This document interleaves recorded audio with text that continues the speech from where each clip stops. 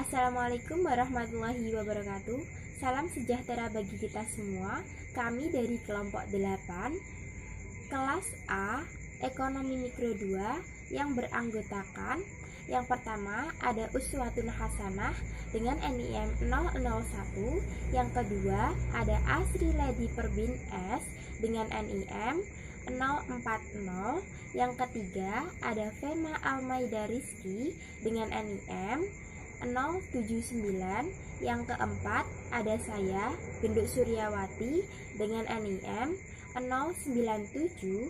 Yang kelima ada Tri Lestari Marista dengan NIM 109. Kali ini kami akan mempresentasikan materi Ekonomi Mikro 2, yaitu pasar oligopoli. Apa sih yang dimaksud dengan pasar oligopoli? Pasar oligopoli adalah pasar persaingan tidak sempurna. Mengapa dikatakan demikian? Karena di dalam pasar tersebut, jumlah produsen dan pelanggan tidak sebanding dengan jumlah konsumen. Salah satu bentuk produk dari pasar oligopoli adalah rokok. Pasar jenis ini merupakan wadah transaksi jual beli produk yang memang tidak sempurna, tetapi persaingannya sangat ketat.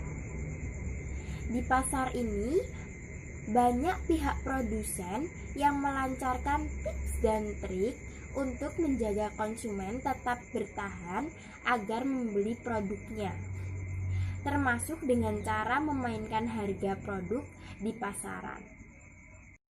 Yang selanjutnya adalah faktor lahirnya pasar oligopoli. Faktor lahirnya pasar oligopoli itu ada dua, yaitu yang pertama, adanya penerapan efisiensi skala besar-besaran, dan yang kedua, yaitu adanya kompetensi manajemen yang lebih kompleks. Ciri-ciri dari pasar oligopoli yaitu 1. Terdapat beberapa pengusaha pada pasar ini. Pada umumnya, dengan kurang dari 10 atau dengan banyak pembeli dari pasar ini. 2. Barang yang dijual belikan biasanya yaitu homogen atau seragam, akan tetapi berbeda atau terdiferensiasi. Seperti contohnya yaitu rokok dengan aneka rasa, telepon dengan beberapa macam. 3. Di pasar oligopoli biasanya memiliki keterampilan dalam menentukan nominal harga suatu barang atau jasa, karena dengan adanya perbedaan antara produk satu dengan produk lainnya yang ditawarkannya. 4. Para pengusaha bersaing sangat kompleks antara pengusaha satu dengan pengusaha lainnya. 5. Pengusaha baru dapat terjun ke dalam pasar oligopoli ini meskipun sulit dalam bersaing. 6.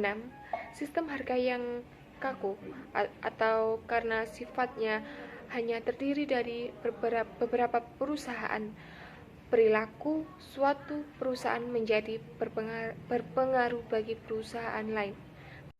Macam jenis pasar oligopoli. Yang pertama, oligopoli murni. Oligopoli murni merupakan pasar yang memperjualbelikan produk yang bersifat identik, seperti air mineral, semen, seng, dan lainnya. Biasanya di dalam pasar oligopoli murni, apabila produsen yang satu menaikkan harga barang, maka produsen yang lain juga ikut menaikkan harga barang. Sedangkan pasar oligopoli terdiferensi merupakan pasar yang memperjualbelikan barang yang bersifat homogen, seperti handphone, laptop, dan lainnya. Biasanya di dalam pasar oligopoli terdiferensi, apabila produsen yang satu menaikkan harga barang, ada kemungkinan produsen yang lainnya tidak ikut menaikkan harga barang. Kelebihan dan kekurangan pasar oligopoli. Kelebihan pasar oligopoli yang pertama ialah dalam kegiatan proses pengolahan dapat dilakukan lebih efisien. Yang kedua, nominal harga relatif stabil sehingga memberikan keuntungan tersendiri bagi pembeli dan ekonomi makro.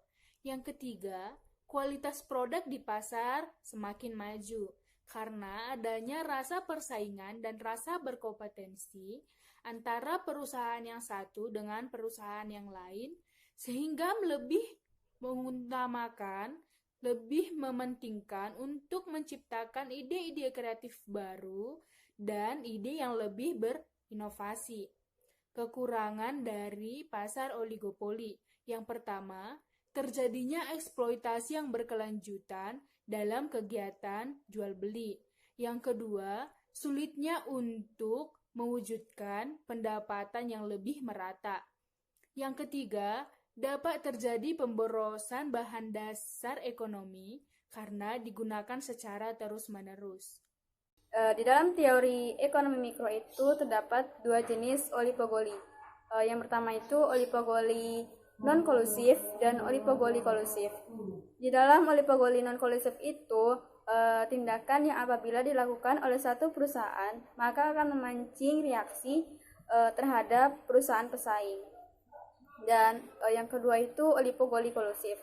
Oligopoli kolusif itu terdiri berbagai macam kartel dan kepemimpinan nominal harga. Cukup sekian yang bisa kami sampaikan. Kurang lebihnya mohon maaf. Wabillahi taufiq wal hidayah. Wassalamualaikum warahmatullahi